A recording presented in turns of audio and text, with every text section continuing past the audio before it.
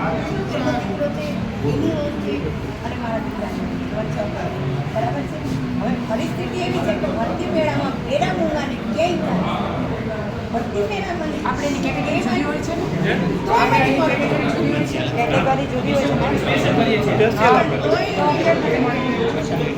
એ લોકો એક જ કહે છે કે અમારે આ લોકોને સમજાવવા માટે બીજો એક કોમ્યુનિકેશન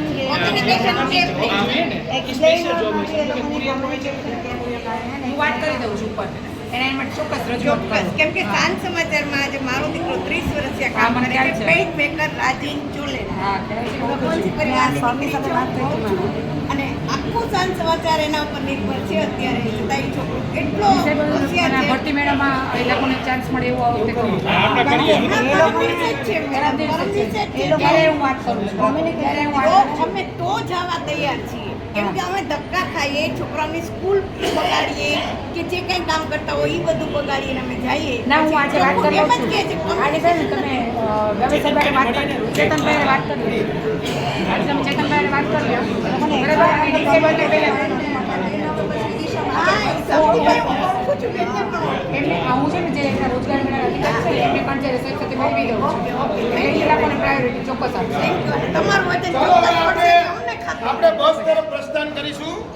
દર્શિતાબેન પણ આપણી સાથે અને તમામ અધિકારીગણ તેમજ વિદ્યાર્થીઓ બધા આપણે એક કાર્યની અંદર સહભાગી થઈએ.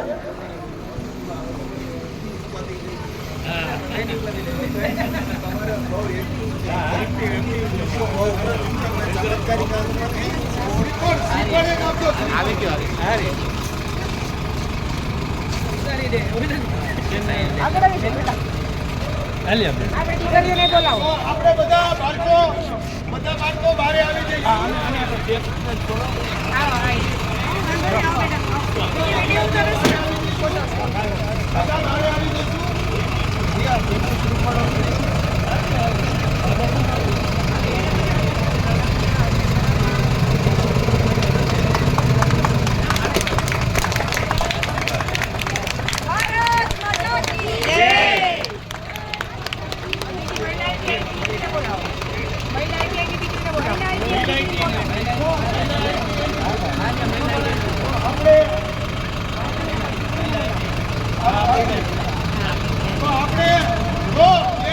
સંવેદનશીલતા જુઓ તમે.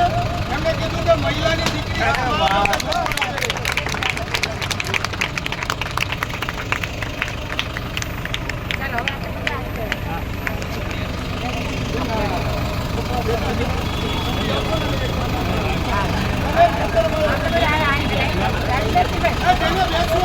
બેસી જાઓ.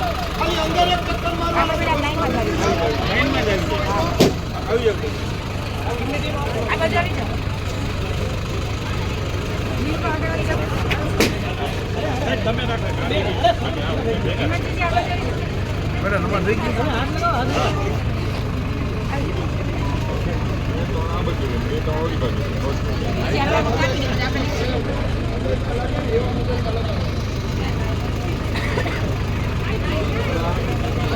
આ બધું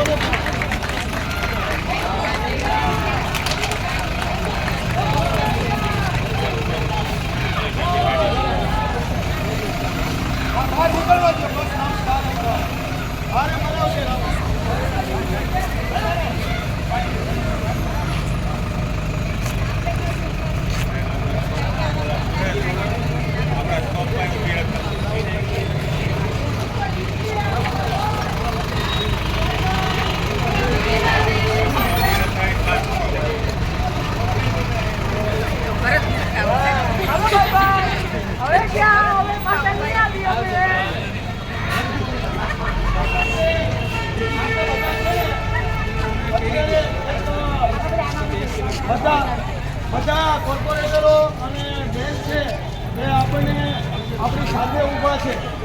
આપણે એકલા નથી, આપણી સાથે છે બધા. બરાબર, તો આપણે એક ઇન્ટરવ્યૂ લઈએ છીએ. ટીવીની અંદર આ બધાનો ઇન્ટરવ્યૂ આવે હા તો એક ફોટો આપણો બધાનો આવી જાય.